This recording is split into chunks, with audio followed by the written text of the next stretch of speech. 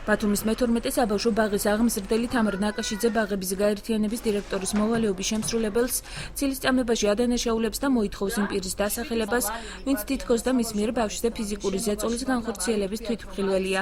თამარ ნაკაშიძე ასევე აცხადებს, რომ გუშინ ბაღების გაერთიანების მიერ ჩატარებული საერთო კრების შესახებ ის ინფორმირებული არ ყოფილა.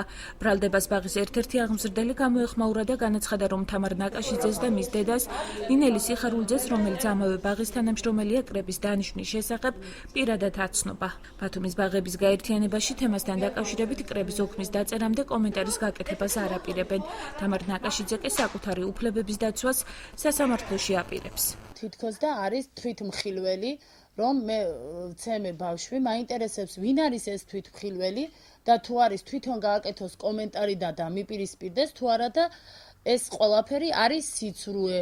თუ არ მოხდება სიმართლის დადგენა, მე მივმართავ ზემდგომ ორგანოებს, სასამართლოსაც და ამასთანავე ვამბობ, რომ თადბირი ჩატარდა ჩემს გარეშე, იმიტომ რომ მე არ ვიყავი ინფორმირებული ამის შესახებ.